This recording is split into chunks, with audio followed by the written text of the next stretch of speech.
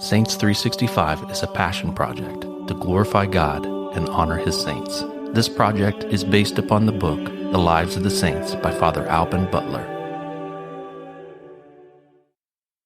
April 21st. Saint Anselm, Archbishop. Anselm was a native of Piedmont. When a boy of 15, being forbidden to enter religion, he for a while lost his fervor, left his home, and went to various schools in France. At length his vocation revived, and he became a monk at Bec in Normandy. The fame of his sanctity in this cloister led William Rufus, when dangerously ill, to take him for his confessor, and to name him to the vacant see of Canterbury. Now began the strife of Anselm's life.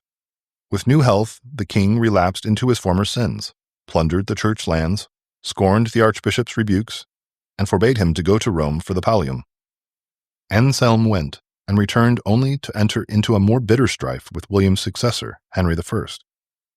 This sovereign claimed the right of investing prelates with the ring and crozier, symbols of the spiritual jurisdiction which belongs to the Church alone. The worldly prelates did not scruple to call St. Anselm a traitor for his defense of the Pope's supremacy, on which the saint rose, and with calm dignity exclaimed, "If any man pretends that I violate my faith to my king, because I will not reject the authority of the Holy See of Rome, let him stand forth, and in the name of God I will answer him as I ought."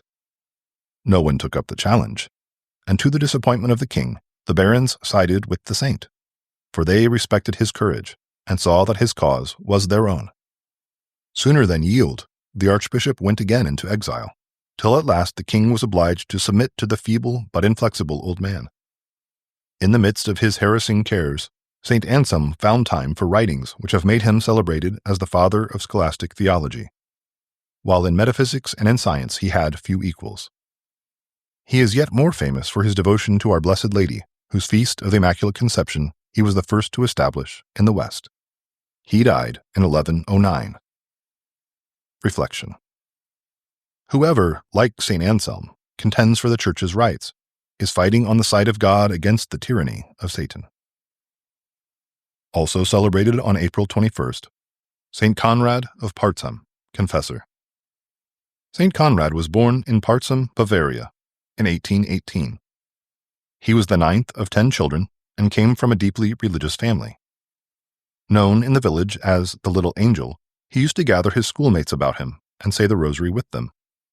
He went to Mass every day and often made pilgrimages to the neighboring shrines, especially Altetting, famous for a much venerated shrine of Our Blessed Lady.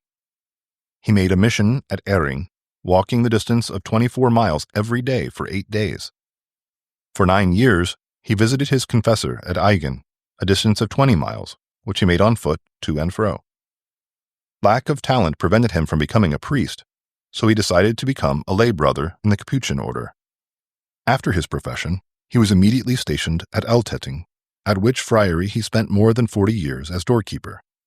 Although Altetting was a much frequented place of pilgrimage, and left the brother porter little leisure between the hours of 6 in the morning and 9 at night, yet he managed to combine in a marvelous manner the contemplative and the active life.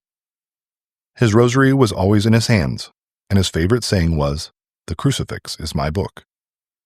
For 30 years he took only 3 hours sleep.